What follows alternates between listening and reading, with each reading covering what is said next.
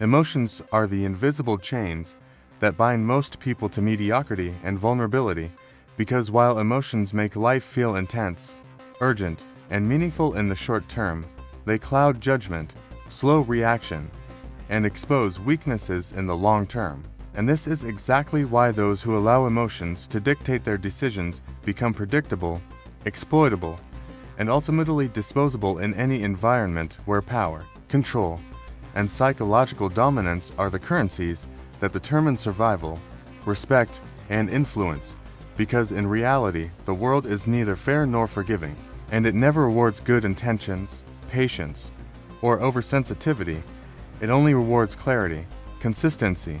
and controlled action under pressure. And this is the harsh truth that most people refuse to acknowledge because they have been conditioned to believe that kindness, empathy, and emotional transparency will protect them, when in fact they only advertise vulnerability, and vulnerability invites testing, manipulation, and eventual exploitation. And those who fail to control their emotional impulses often act from fear, jealousy, anger, or desire, broadcasting signals that are immediately read and interpreted by those who understand human behavior. Because psychology is not an abstract concept, it is a survival toolkit that those who dominate every social, professional, or competitive arena instinctively understand and apply. And the difference between those who succeed and those who fail is almost always measured by their ability to separate feeling from action, to endure discomfort without whining, and to remain strategically calm while chaos surrounds them, because calmness is the ultimate display of strength.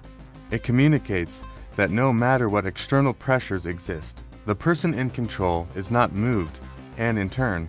this generates respect, influence, and leverage, which are the only things that matter when interactions are zero-sum and stakes are high, because in such environments, emotional reactivity is equivalent to surrender, while composure under pressure is equivalent to dominance, and dominance attracts allies, deters threats, and forces opponents to calculate twice before challenging,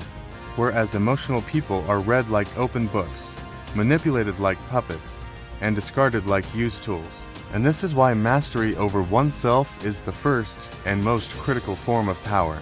because if you cannot govern your own internal state, you cannot govern external circumstances, and those who fail to master themselves often misinterpret control as aggression,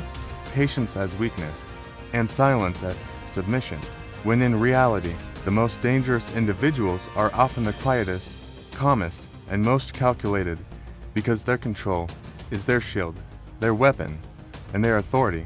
all at once. And emotional people consistently misjudge these individuals, reacting from impulse rather than strategy, making predictable mistakes, revealing their positions, and creating openings for exploitation. And the world does not reward those who feel too much. It exploits them, and the street, the workplace, the battlefield, and even social circles operate under the same psychological principles, where understanding human behavior, anticipating reactions, and controlling one's own impulses determines who thrives and who collapses, because impulse-driven decisions carry costs, costs create consequences, and consequences dictate how others perceive you, your value, and your potential to influence outcomes. And in this brutal environment, emotional attachment to results, people, or outcomes is a liability, because it clouds judgment, motivates desperate attempts to control situations, and forces compromises that the strategically minded would never entertain. And this is why the dark mindset emphasizes detachment, not as coldness, but as strategic neutrality, because neutrality allows you to see the game, predict the moves of others, and execute your strategy without being swayed by external noise or internal agitation. And controlling your emotions does not mean becoming heartless. It means becoming masterful, because mastery over yourself is the foundation of all influence, respect, and survival. And those who understand this principle instinctively know when to act, when to wait, when to escalate, and when to withdraw, all without ever revealing the intensity of their internal state. And such control makes them unpredictable, efficient, and dangerous. because unpredictability is a psychological weapon that emotional people rarely possess, as they act consistently in patterns dictated by desire, fear, anger, or hope, whereas controlled individuals act according to strategy, principle, and long-term objectives. And this distinction is what separates the leaders from the followers,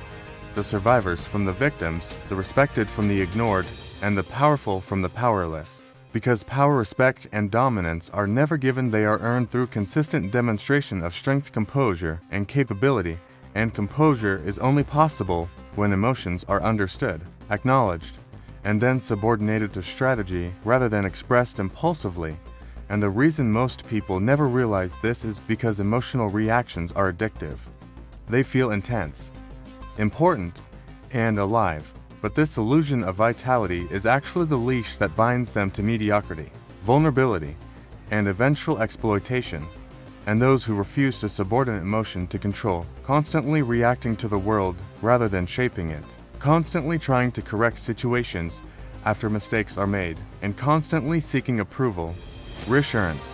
or fairness from systems, people, or circumstances that operate under no obligation to provide it. And understanding this is the first step towards self-mastery, because once you accept that control is power, and emotions are tools rather than masters, you begin to build habits, behaviors, and strategies that project stability, authority, and inevitability. And inevitability is another psychological weapon, because when others perceive that your actions, decisions, and outcomes are inevitable, they hesitate, they calculate, they defer, and they respect. Whereas emotional volatility creates doubt, signals uncertainty, and invites challenge. And challenge is precisely what emotional people are ill-equipped to handle, because challenges require calm assessment, strategic response, and controlled execution, all of which are impossible when impulses dominate decisions. And the more skilled you become at regulating your internal state, the more the world reacts to your presence with respect, caution, and alignment, because human beings, consciously or unconsciously, follow those who can remain unshaken in the storm, and avoid those who crumble under pressure. And in conclusion, mastering your emotions is not an optional skill. It is a prerequisite for every form of success, influence, and survival, because control is power, impulsivity is weakness, and the sooner you internalize this principle, the sooner you will stop being used, manipulated, or ignored, and start commanding respect, creating leverage, and shaping your own reality, because in a world dominated by chaos, manipulation, and competition, the greatest power any human can wield is mastery over themselves. And the first step toward this mastery is understanding that emotions are tools to be harnessed, not chains to be obeyed, because once you harness them, you control your mind, and when you control your mind, you control your actions, your outcomes, your respect, and ultimately, your destiny.